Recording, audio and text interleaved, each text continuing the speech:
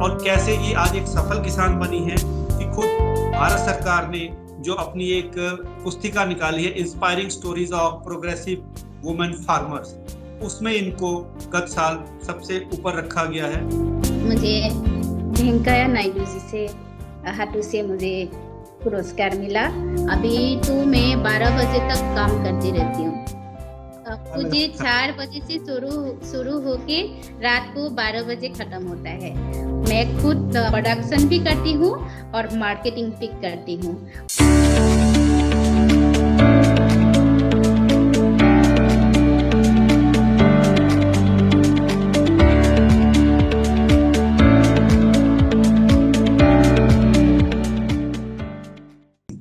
नमस्कार किसान भाइयों और बहनों, मैं हूं चंदन स्वप्निल और आप देख रहे हैं कृषि हेल्पलाइन चैनल। आज हमारे साथ बातचीत के लिए हमारे साथ मौजूद है नवनीता दास। नवनीता दास एक वो नाम है जो असम के जोरहाट जिले के कोटिया गांव की रहने वाली हैं और वहीं पे उन्होंने किसानी का काम शुरू किया, खेती बाड़ी का काम शुरू किया। लेकिन आपको बता दें कि ये पहले किसान नहीं थी, पहले ये सिर्फ एक नर्स थी। इन्होंने 10th पास करके इन्होंने नर्सिंग का अपना डिप्लोमा वगैरह किया और नर्सिंग के क्षेत्र में उतर गई। लेकिन इनका दिल अंदर से कहीं ना कहीं किसानी के प्रति उमड़ता था, क्योंकि इनके पिताजी वो इस किसानी से जुड़े हुए थे। तो इनका दिल कहीं ना कहीं नर्सिंग में ना लग के इनको लगता था कि मुझे कुछ नया किसानी में करना चाहिए। और अचानक एक दिन इन्होंने सोचा और तय कर लिया, और कैसे ये आज एक सफल किसान बनी है कि खुद भारत सरकार ने जो अपनी एक पुस्तिका निकाली है, inspiring stories of progressive women farmers, उसमें इनको गत साल सबसे ऊपर रखा गया है। तो आइए बातचीत करते हैं नवनीता जी से। नवनीता जी, आपका बहुत बहुत स्वागत हमारे इस चैनल पर। तो हम सबसे पहले जानना चाहते हैं कि आपने जो 10th पास की उसके बाद कैसे अपना क्या करियर शुरू किया? फिर मैं मतलब मेरा बचपन में एक सपना था मैं एक नर्स बनूं, क्योंकि मैं जब छोटी थी और मेरा मम्मी का बहुत बीमार हुआ था और मैं मम्मी के साथ हॉस्पिटल गई थी। उस समय मैंने देखा कि जिस तरह नर्स लोगों ने मेरी मम्मी को सेवा किया, वो सेवा देख के मैं भी सोच रही थी कि मैं बड़ी होके मैं भी सेवा करूंगी। और उसके बाद मेरा जो सपना था वो मेरा पूरा हुआ। और उसके बाद मुझे लगा कि मैं अपने हिसाब से कुछ करूं। और उसके बाद मुझे खेती अच्छा लगा, क्योंकि मेरा पापा भी पहले मतलब खेती करके ही हम लोग को बड़ा किया था। और उसके बाद जमीन थी और मेरा पापा के पास ज्यादा जमीन नहीं थी और हम लोग बहुत गरीब थे, तो एक ही होगी 3-4 बीघा। 3-4 बीघा, ठीक है। तो फिर कैसे अचानक सोचा कि ये नर्सिंग बहुत हो गई, अब दोबारा से पिताजी के काम में उतरते हैं और उसको समझाते हैं, उसको संभलते हैं। तो कैसे आपने उसको समझा, कैसे क्या ये शुरुआत की, वो हमें बताइए। एक्चुअली मैं अभी मतलब मैं बहन के साथ हूँ और मेरा जो जीजा है वो पहले उन्होंने फार्मिंग शुरू किया। तो मुझे जब छुट्टी मिलता था और उस समय मैं जीजा का जो फार्म है वो देखने के लिए गई और वो फार्म देख के मुझे बहुत अच्छा लगा। और मैं भी सोच रही थी कि मैं कुछ करूँ, अपने हिसाब से कुछ करूँ। तो मुझे खेती अच्छा लगा, तो उसके बाद मैंने नर्सिंग छोड़ दी और खेती में आ गई।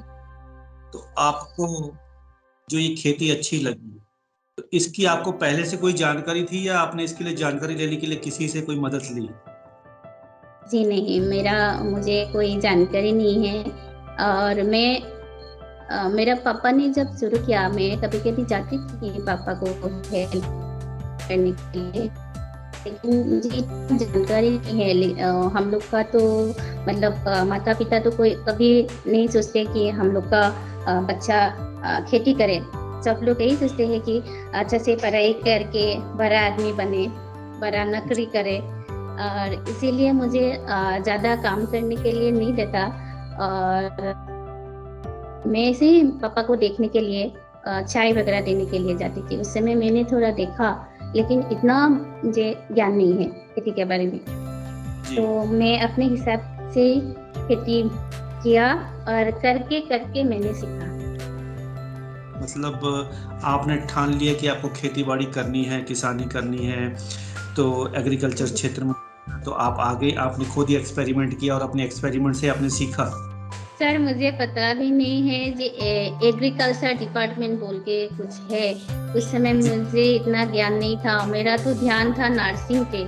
तो जी। नर्सिंग से तो ज़्यादा फुर्सत नहीं मिलता है दूसरा कुछ सोचने के लिए, इसलिए मुझे इतना जानकारी नहीं है। एग्रीकल्चर यूनिवर्सिटी है, कृषि विज्ञान केंद्र है, ये बात मुझे नहीं पता था। उसके बाद 2015 में मैंने 2010 से शुरू किया फार्मिंग। 2015 में मुझे पता चला, मुझे एक मीटिंग में बुलाया और जी। उस मीटिंग में मैं अकेली ही एक औरत थी, बाकी कोई नहीं थी। मैंने कभी गया भी नहीं थी, मतलब कोई मीटिंग वगैरह में मैं नहीं जाती थी। बोलने के लिए बोला ये आपके बारे में कुछ बताओ, आपने फार्मिंग कैसे शुरू किया ये बताओ। मैं तो घबरा गई, मैं क्या बोलूं। उसके बाद मैंने कुछ बात बोली मीटिंग पे, और वहाँ पे एग्रीकल्चर डिपार्टमेंट का ये सर था, और ये जो सर है वो एग्रीकल्चर बहुत मतलब उसका नॉलेज है। तो उसने मुझे बोला आप कैसे करती है, तो मैंने बोला मेरा तो कोई ट्रेनिंग नहीं है, मैं ट्रेनिंग लेना चाहती हूँ। तो सर ने मुझे बहुत कुछ सिखाया। पहले मुझे कोई नहीं जानता था, तो अभी मुझे सब लोग सर के वजह से ही मुझे जानने लगे हैं, क्योंकि सर से मैंने बहुत कुछ सीखा। उसका नाम है इरशाद अली सर, तो उसने मुझे सिखाया बहुत कुछ। किस डिपार्टमेंट में थे? वो एग्रीकल्चर डिपार्टमेंट में थे। ठीक है, तो यानी कि इरशाद जी ने आपको बताया कि एक प्रोफेशनल किसान कैसे बनना है और किसान में खेती के धंधे को कैसे फायदेमंद बनाना है और उसमें आप और क्या क्या कर सकते हैं। तो आपने क्या अचीवमेंट्स प्राप्त की, जरा हमें बताइए। कैसे अब आपका जो अपना फार्म हाउस है जो उसका क्या नाम है और फार्म हाउस कैसे बनाया, कैसे आप ऑर्गेनिक खेती में आई? जब सर से मिली, सर ने मुझे बताया है कि ऑर्गेनिक फार्मिंग करना है। मुझे भी लगता है ऑर्गेनिक फार्मिंग करने से अच्छा है। मैं भी नर्सिंग कर चुकी हूँ, मुझे बहुत लोग ऐसा मिला है जो खाने की वजह से भी बीमारी होती है, तो इसीलिए मुझे लगा ऑर्गेनिक फार्मिंग करना चाहिए। तो मैंने ऑर्गेनिक फार्मिंग करना शुरू किया, और उसके बाद मैंने एक ज़मीन खरीद लिया। मैंने पहले जो फार्म में शुरू किया वो फ्लड अफेक्टेड एरिया है, और 3 महीना हमारा जो ज़मीन है पानी में मतलब 3 महीने के लिए पानी भरा रहता है उसमें। तो उसके बाद हम लोग 3 महीना ऐसे ही बैठे रहते हैं। तो मैंने सोचा अगर हम लोग ज़मीन खरीद ले अच्छा जगह पे, तो हम पूरे साल हम खेती कर सकते हैं। तो मैंने थोड़ा पैसा इकट्ठा किया। उसके बाद मैं अभी जहाँ हूँ पटिया गांव पे, वहाँ पे मैंने एक ज़मीन खरीद लिया।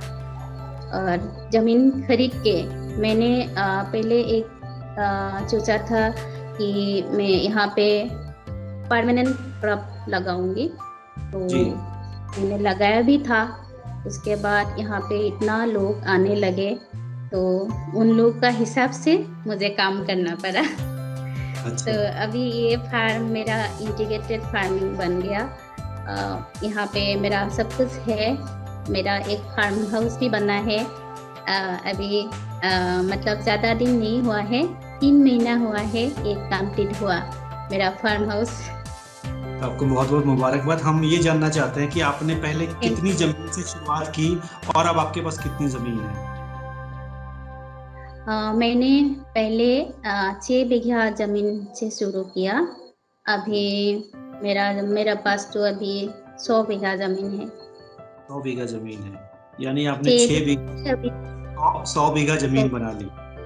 यानी कि जो ये कहते हैं कि खेती बाड़ी, किसान, एग्रीकल्चर, ये जो है फायदे का धंधा नहीं है। उनको आपसे सीखना चाहिए कि कैसे 6 बीघा जमीन से 100 बीघा जमीन बनाई जाती है और कैसे उसमें सिर्फ एक फसल नहीं, बहुत सारी चीजें की जाती है। तो आपके फार्म हाउस में और आप क्या क्या करती हैं, हमें वो बताइए।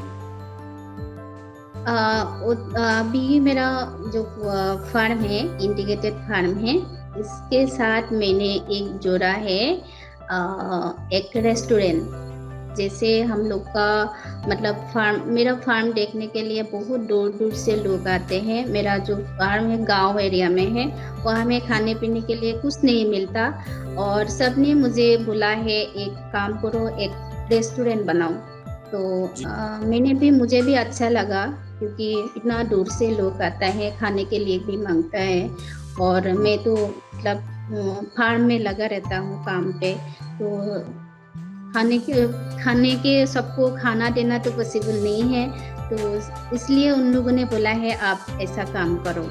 तो वो काम मैंने शुरू किया 2021 में, मतलब पिछले साल मैंने एक रेस्टोरेंट शुरू किया। और उसके बाद मेरा तो मम्मी पापा नहीं है, मन में बहुत दुख है, मैंने उन लोगों के लिए कुछ नहीं कर पाई।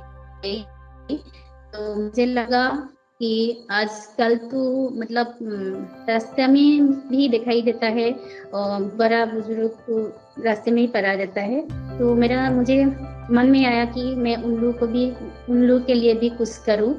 और मैंने अभी मतलब ये जो फार्म हाउस है, ये मैंने उन लोगों के लिए ही बनाया है। मेरा जो फार्म हाउस में जो मेरा घर बनाया है, वो मैंने उन लोगों के लिए बनाया है। तो ये ग्राउंड फ्लोर में बड़ा बुजुर्ग रहेगा, जिसके पास बच्चा नहीं है, खाने पीने के लिए पैसा नहीं है, उन लोगों के लिए मैंने ये घर बनाया है। तो आपको कैसा लगता है कि आप एक छोटे से गांव से पूरे असम राज्य में, फिर असम से पूरे देश में आपका नाम हुआ, मतलब तो आपको कैसा फील होता है? क्या आपसे कोई किसी को ये नहीं लगता कि यार ये लड़की अकेली लड़की है जिसके ना माँ बाप है, शादी हुई आपकी? जी नहीं। तो फिर लोग ये कहते होंगे, सोचते होंगे कि ये एक अकेली लड़की जिसके माँ बाप नहीं, लेकिन फिर भी उसने एक ऐसा काम कर दिखाया जो बहुत अजूबा है। मतलब छोटी सी जमीन से एक बड़ी जमीन और फिर एक फायदे का धंधा बनाना कृषि को। तो मतलब ये कैसे, आपको क्या लगता है कि ये एक मिराकल है, चमत्कार है, या एक सपना सच होना है? कैसे क्या, और लोग आपके बारे में क्या सोचते हैं, खास करके आपके गांव के आसपास के लोग? हाँ, मुझे लोग बहुत कुछ बोलता था, बहुत बोलते थे। तो मैंने एक इतना अच्छा काम छोड़ के मैंने खेत में आई, तो लोग मेरे पीछे बहुत कुछ बोला था। मैंने भी सुना, मुझे बहुत भला बुरा कहा था। तो हाँ, लोग बोलते इतना अच्छा काम करके जंगल में आ गए। मेरा जो एरिया था, फार्मिंग का जो एरिया था, पूरा जंगल इलाका था, वो मैंने सफाई करके मैंने खेती शुरू किया। तो लोग मुझे बहुत बोलते थे इतना अच्छा, मैं टाउन में रहती थी दीदी के साथ, इतना अच्छा नौकरी छोड़ के और ये खेती करने के लिए आई। और महिला तो खेती नहीं करते हैं, उनको दूसरा काम नहीं मिला, मुझे ऐसे बोलते थे। तो उसको दूसरा काम नहीं मिला, ये तो महिला का काम नहीं है, ऐसे बोल के मुझे बहुत सुनाया। तो जो लोगों ने सुनाया था, तब आपको दिल में बुरा मुझे बहुत बुरा लगता था, लेकिन मैं कुछ नहीं बोलती थी और मैं लोगों से बात करना छोड़ दिया। इंस्पिरेशन, प्रेरणा किससे मिलती थी? मतलब कि हाँ चलो यार, बोलते बोले लेकिन मुझे इसको करके दिखाना, मतलब ये आपको अंदर से कैसे फील होता? हाँ, मेरा अंदर से ये फील था, मैं करके दिखाऊंगी। और मुझे इतना लोग सुनाते थे, उसके बाद मैंने लोगों से बात करना छोड़ दी। अगर मैं बात करूंगी तभी तो मुझे बोल पाएगा, मुझे सुना पाएगा। तो इसलिए मैंने बात करना छोड़ दी। मैंने मतलब 4-5 साल मैंने लोगों के साथ बात करना छोड़ दिया। उसके बाद जब मुझे अवार्ड मिला, मुझे बहुत पुरस्कार मिला, उसके बाद गांव के लोगों ने मुझे भी सम्मान दिया, हमारा गांव का लड़की है, इतना नाम कमाया है। उसके बाद मेरा गांव का लोगों ने मुझे सपोर्ट किया कि इसने कर दिखाया, इतना हम लोग कितना बोली। नवनीता जी, आज आपको कैसा लगता है कि एक टाइम ऐसा था कि आपके गांव वाले आपको पसंद नहीं करते थे, आज आपने उसी गांव का नाम रोशन किया, और यही नहीं, आप उस गांव में रोजगार भी दे रही हैं, तो अब आपको कैसा फील होता है? हाँ सर, मुझे बहुत अच्छा लगता है। अभी ऐसा लगता है मेरे पूरा मतलब रात ना हो दिन ही रहे, मैं पूरा काम करती जाऊं। मुझे ऐसा फील होता है, और मैं काम करती भी रहती हूँ। मतलब अभी तो शुरू हुआ है खेती का, और अभी सीजन आया है। अभी तो मैं 12 बजे तक काम करती रहती हूँ। सुबह 5 बजे 4 बजे से शुरू होके रात को 12 बजे खत्म होता है, और बाकी समय में मतलब सोचती हूँ कल क्या करूँगी। ज्यादा नींद नहीं आता है तो 2-3 घंटे मैं मतलब सोती हूँ। तो आजकल आपने अपने खेतों में क्या लगा रखा है? अभी मैंने सीलिंग मतलब शुरू किया है, कैप्सिकम और केबेज, लौकी और ये सब मैंने लगाया अभी। मतलब लौकी अभी हम लोग का हार्वेस्ट हो रहा है, और मतलब नींबू है परमानेंट क्रॉप, और गुआभा है, मतलब फ्रूट्स भी है मेरे फार्म में। मतलब अभी दूसरा जो अभी सीजन है, हम लोग का यहाँ पे बहुत बारिश होता है असम में, इसीलिए हम लोग मतलब सीजन के हिसाब से काम करना पड़ता है। मुझे एक बात बताइए कि इस क्षेत्र में जो किसान आना चाहते हैं, उन्हें आप क्या सलाह देंगे कि उन्हें कैसे क्या ट्रेनिंग देनी चाहिए? सर, उनको मैं बोलना चाहूँगी, खेती जो है बहुत मतलब अच्छा काम है। लोग सोचते हैं खेती करना, लोगों को पहले कोई सपोर्ट नहीं करता था, सम्मान भी नहीं देता था। तो आजकल किसानों को बहुत सम्मान मिलता है, और जो हम लोग जो खाते हैं वो किसानों से ही मिलता है। इसीलिए मैं सबको कहती हूँ, और मन खुश होके मतलब काम करना चाहिए। मैं बहुत खुश होके करती हूँ, फीलिंग अंदर से मतलब ये होना चाहिए। मैं भी ऐसे ही करती हूँ, इसीलिए मैं लोग बोलते हैं आप इतना काम करती हो फिर भी आप सूखती नहीं हो, आपका मुंह पूरा फुला रहता है। तो मैं उन लोग को बोलती हूँ मैं पूरा खुशी से काम करती हूँ, ये नहीं है मुझे करना ही चाहिए, ऐसा नहीं, जबरदस्ती नहीं है। मैं मतलब मुझे अच्छा लगता है, और मैं उन लोग को यही बोलती हूँ जिसको अच्छा लगे, खेती ही नहीं, जो काम उन लोग को अच्छा लगे करना चाहिए, अच्छे से करना चाहिए, मन लगा के करना चाहिए। जैसे मैंने शुरू किया, मैंने तो नर्सिंग छोड़ के मैं खेती में आई, तो इसीलिए कोई काम छोटा या बड़ा नहीं होता। अगर अच्छा से करे, छोटा काम भी बड़ा हो जाता है। मैं उन लोगों को यही सलाह। आपको अभी तक कौन कौन से अवार्ड मिल चुके हैं, किससे मिल चुके हैं अवार्ड? सर, मुझे बहुत अवार्ड मिला है, मुझे अभी नाम तो याद नहीं है, पूरा पड़ा है। मुझे पहले अवार्ड मिला था, पहला अवार्ड मुझे असम में ही मिला, एग्रीकल्चर यूनिवर्सिटी में। और हम लोग का असम का जो वाइस चांसलर है और किसी मंत्री है, उन लोग का हाथों से मिले, उनका हाथों से। उसके बाद मुझे वेंकैया नायडू जी से हाथों से मुझे पुरस्कार मिला। उसके बाद तीसरा अवार्ड जो है मुझे दिल्ली में मिला। ये जो अवार्ड था महिला किसान दिवस पे मिला, तो राधा मोहन सर के हाथों से मिला। उसके बाद मुझे सीएम सर के हाथों से भी पुरस्कार मिला। तो आप अपने देश भी कभी गई हैं? हाँ सर, मैं वियतनाम गई थी। वहाँ क्या करने गई थी, किसने भेजा था आपको?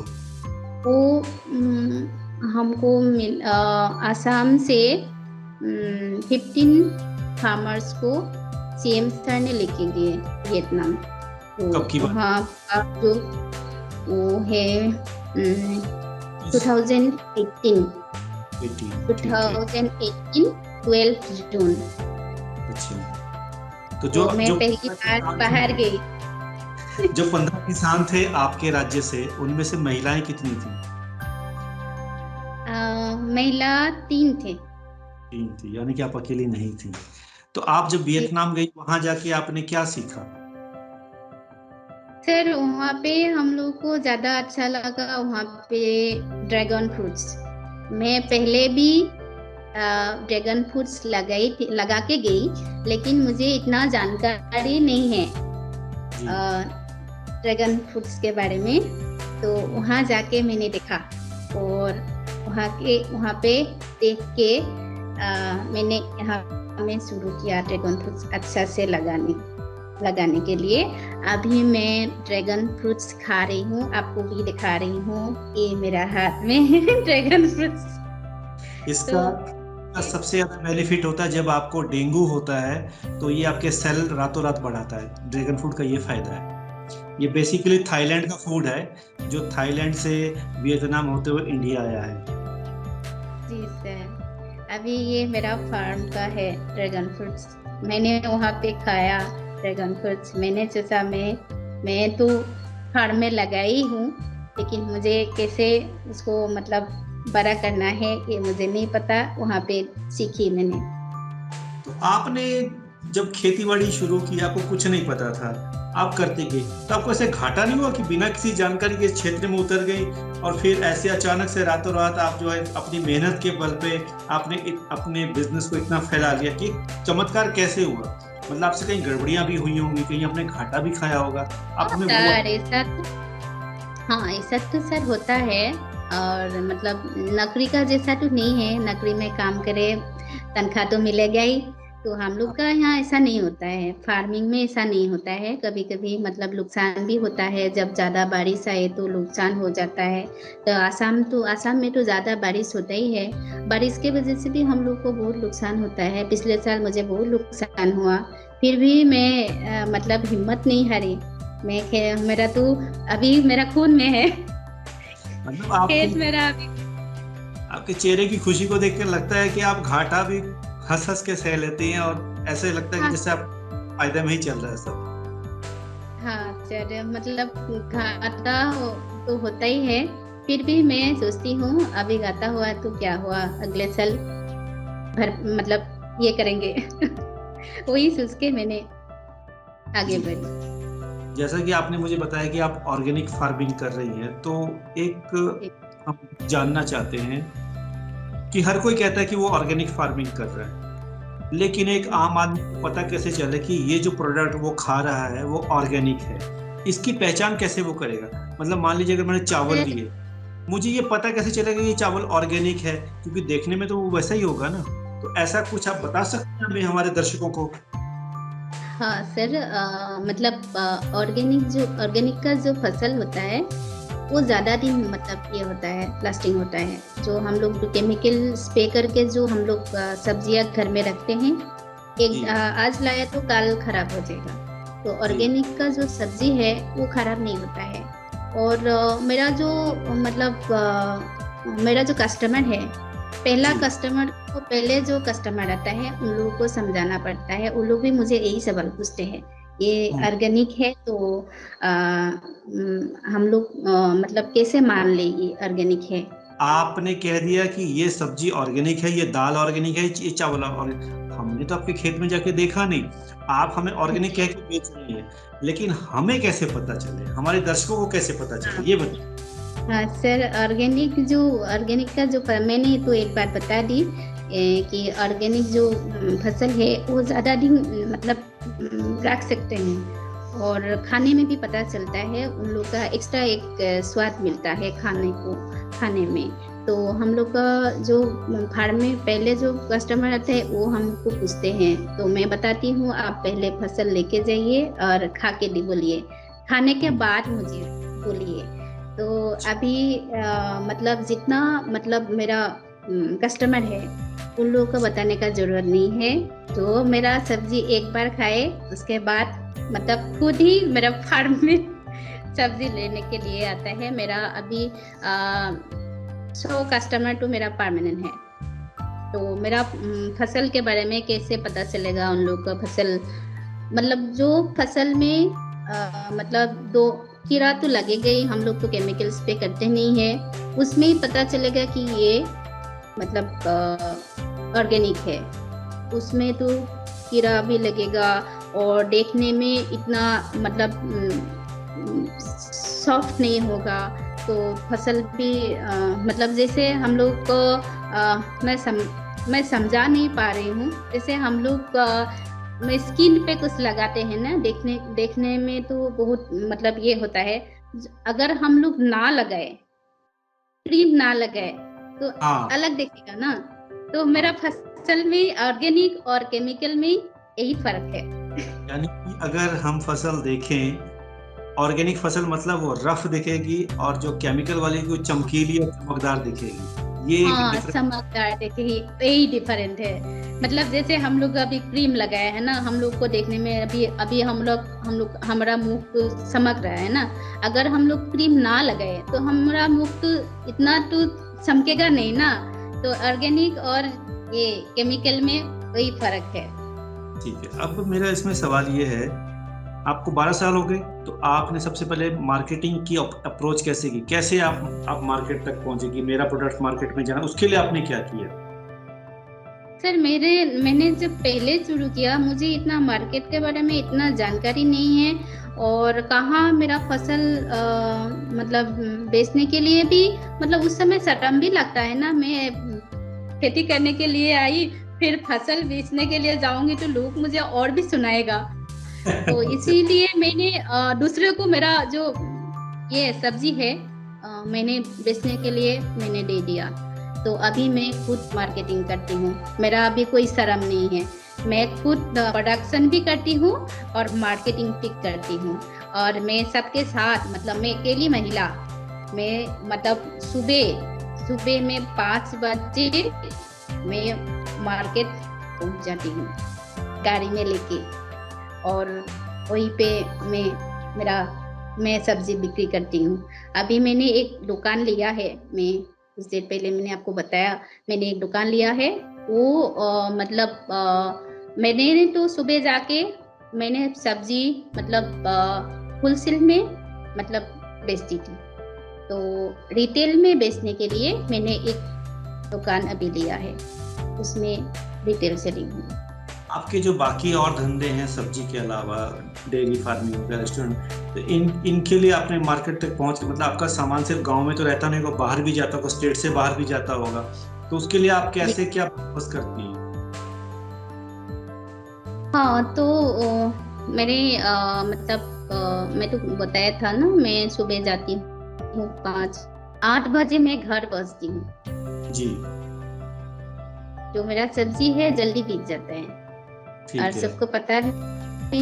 और मैं ज्यादा पैसा नहीं लेती, सबसे कम लेती हूँ, और तभी तो जल्दी बिकेगा। हाँ, और जब का फिश है और जो आपका बाकी और काम है वो आपका कहाँ आप उसको मार्केटिंग करती हैं? जो फ्लावर है वो तो नर्सरी जो है लोग तो आते हैं लेने के लिए, और जो कट फ्लावर जो है वो भी मतलब जिसका जरूरत है शादी वगैरह में, शादी या मीटिंग, वो लोग लेने आते हैं और मैं भी जाती हूँ, कभी कभी मैं भी दे के आती हूँ। उसके बाद फिशरीज जो है, फिशरी तो साल में एक बार ये मतलब मछली बिक्री होता है, तो उसमें थोड़ा इसमें इतना दिक्कत नहीं है। और दूसरा जो मीट वगैरह होता है वो हम लोग मीट करके हम लोग नहीं बेचते हैं, तो हम लोग डायरेक्ट मार्केटिंग करते हैं। लोग जो आते हैं और वही लेके जाते हैं। अच्छा। लोग आके मतलब लेके जाते हैं, उसमें कोई प्रॉब्लम नहीं है। बाकी जो सब्जी जो है, सब्जी में प्रॉब्लम है वो मैं खुद देखती हूँ। ठीक। तो अब मेरा आखिरी सवाल है कि आपने 12 साल पहले काम शुरू किया, ठीक है, यानी कि 23 साल की एक अकेली लड़की एक काम शुरू करती है और 12 साल में उस काम को इतना फैला लेती है। ये कैसे, मतलब ये चमत्कार कहें या क्या कहें, ये कैसे संभव हुआ ताकि बाकी लोग भी आपसे सीख सकें कि जो ये कहते कि अरे ये लड़की है तो कुछ नहीं कर सकती, लेकिन आपने अकेली लड़की हो और 12 साल में इतनी बड़ी अचीवमेंट कर ली कि आपको खुद हमारे देश के उपराष्ट्रपति ने सम्मानित किया, जो एक बहुत बड़े गौरव की बात है। ये कैसे हो पाया? इसके लिए आप किसको, मतलब सर मेरा थैंक्स इनको जाता है। पहले मैं मतलब भगवान को बोलूँगी थैंक्स, क्योंकि मैं पहले बहुत डरती थी। जब मैं छोटी थी, जब मेरे पास माँ थी, उस समय मुझे बहुत डर लगता था। तो मैं शाम होने के बाद मैं कभी बाहर ही नहीं निकलती। बाहर तो छोड़िए, मैं माँ के पास ही बैठी रहती थी।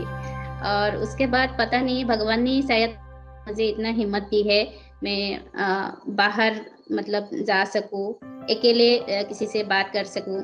उसके बाद मुझे मेरी दीदी ने मुझे साथ लेके गई। और दूसरा थैंक्स मैं दीदी और मैं जीजू को बोलना चाहूंगी। ये उन लोगों के वजह से भी मुझे बहुत, क्या वो भी इसी काम में है? मेरी जो दीदी है वो नौकरी करती है सेरिकल्चर डिपार्टमेंट पे। और मेरा जो जीजू है उन्होंने भी नौकरी किया था, उन्होंने बाद में उन्होंने नौकरी छोड़ दिया, तो वो अभी बिजनेस करते हैं। और कभी कभी मुझे मदद भी करते हैं कहीं जाने के लिए। अगर मुझे प्रॉब्लम हो तो वो मुझे साथ में लेके जाता है, कुछ चाहिए तो वो मुझे लाके देते हैं। से मतलब मेरे जीजू मदद करते हैं मुझे। तो दोस्तों, ये थी नवनीता दास, असम के जोरहाट जिले के एक छोटे से गांव कोटिया गांव से।